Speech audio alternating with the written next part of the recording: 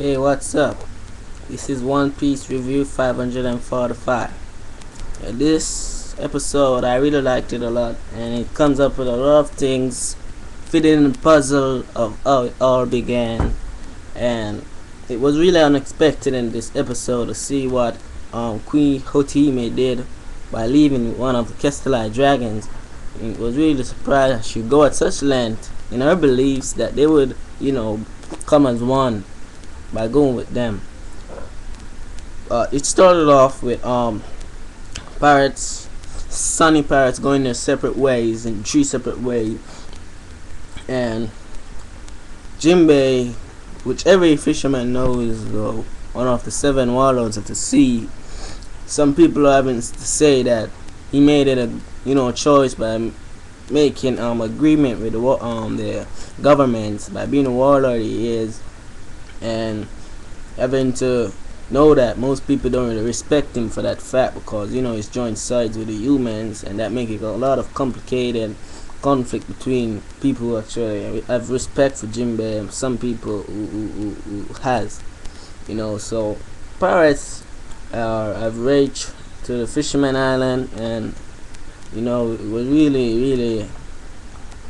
really full of a lot of complications, good complications, that they were with their family and all those stuff. And in the Neptune Palace, Neptune knows that Jinbei come, and he's like, saying the agreement that Jinbei made with the government to be those 7 warlords of the sea, meaning that he'll have to obey by the rules, whatever means necessary. He'll have to follow by the rules whether he likes it or not, and that's kind of deal that Jinbei know he has to go by in order, to be with the humans. And Queen Otime didn't saw it as that. She saw it as that, but she saw it as a better, influence to say that by him making that first move to be with the humans, she can, proposingly make an agreement, with the humans even more by, going at a certain agreement to make her people and them come at one, because she's been trying for years, as she's saying. But now that the opportunity has finally come, they can make that agreement, and while that was going on, people are saying that Castellite Dragon came, and they were really angry, really pissed off. You know what I'm saying? They were there, pissed off a lot. And the pirates that came off the ship with Jinbei, and they saw that there was a Castellite there, and not to mention those guys was actually slave by the same man that was the slave master. And as you can see, he was going at the little flashback, saying that he was going down there to capture his slave back. And he said he didn't know it was going to be that long or that deep. He was talking to this. I was wondering, why do every Castellite dragon has to be so ugly? Man, they're so ugly. You can see this, back coming up under this. I don't think it's even a chin. I think that whole thing down there is just a belly. They ain't no necks. And you can see a little image of how they treat the slaves, the fishermen slaves. They have to, be there 24/7, being by their side, doing whatever they're being told, so he was there saying we made a big mistake coming in the first place. And he was there after he crash landed on at the Fisherman Island. He was there, someone give me a doctor, in the manner he was saying it, in the way it was, asking, it's like he wasn't even asking, he was demanding. And he seemed like he has to get it, and if he don't get it, someone's gonna get hurt. And he was like there in this rageful way, and that's basically the good example why people don't really like them, because he's like they bust shooting his gun, and he's like, if you don't give me a doctor, Lord, be swear, don't you know the man I am? I'm a Castellite dragon, I'm a great noble. You should treat me more respect. Give me some doctor, give me a mask, be breathing. You know what I'm saying? He was weird enough, even when he's dying, he's so ungrateful, he ain't begging it in a respectful way, in a manner's way, that they were out there standing up, looking at him, hating him, you know what I'm saying? And the pirates that were there, that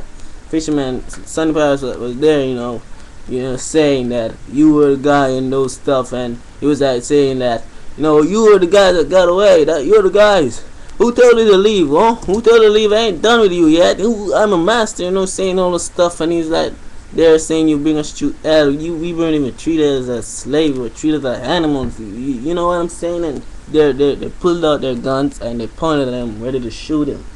Meanwhile, back at Neptune, I think Queen Otohime found out that there was a Castellan dragon that was on Fisherman Island, so she ran. You know, at the time I didn't thought she was going to make some agreement, because damn, that would be a stupid idea, man. Based on his image now, imagine how they're all gonna react, all they're gonna, you know, do. And you know, meanwhile that was going on, Jimbei and this other guy, which was a doctor, was there getting intel on what's going on. You can see Deccan and his two maniac buddies, you know, they were walking. They heard what was going on as well. Queen Otimi, you know, children know what was going on where, so they both rushed down to where the castle at Jalan were. You know, so there was a big commotion there, and while the pirate was confronting the Castellite dragon, you know, the merman guys, I think they were police guys, you know, they were trying to intervene, like they was going to stop him, and then you can see all, you know, standing back, you know, making whatever that was go down as I was supposed to be going down, you know. So those guys there saying, you know, bring us through hell and all the stuff, and you hear caught, you know, talking that you want help, and you know, you ain't respectful and all stuff. You know, the guy that was at front, he just pressed the trigger, and all the thing you see Queen Otimi run into the fire, and one of them hit her on her hand. And I'm saying that must have been 6 or 5 bullets that was fired, and only one hit her. That was some shooting they did, but anyway, she, you know, jumped in the bullet, and the kiss of that dragon was like there, you know, he's still ungrateful. They didn't even see that he was about to be killed, still wailing up his voice, not even thanking or what, you know what I'm saying? You know, because there were one people that out there that one made a difference. None of them couldn't care less, and that one person came in and risked her own life, and he still didn't, you know, respect or show a little appreciation or some privilege, you know, for what she did. You know, he's there flipping his mind. And I'm like saying, if I was in that position and I was, you know, once slave by that same guy, knowing that I saw him, you know, full with such range and, you know, such, you know, revenge, that there would be nothing that out there would have stopped me. There wouldn't been a queen to stop me from what I'm about to do to that guy, you know. And not only that, I had been treated, the guys that are around up been treated as well. So I'm not taking this, you know, burden only for myself, for whatever that was happening to them, you know. And all thing could have stopped me right then and there, you know, would have been nothing. There would have been no only thing, because the revenge that I had for that guy would have been out of this world. He slaved me like an animal, you know, and he's here now, not having no regrets, not having to say sorry, not even have to beg for his life, you know. But whatever means necessary, would have been apologizing or begging for his life. I would have still killed that guy anyway. And they were going for that intention. Queen teammate came in and jumped in the arm of fire, and she was like, there, look at what you're doing, look at what you're filling the children's mind with, you know.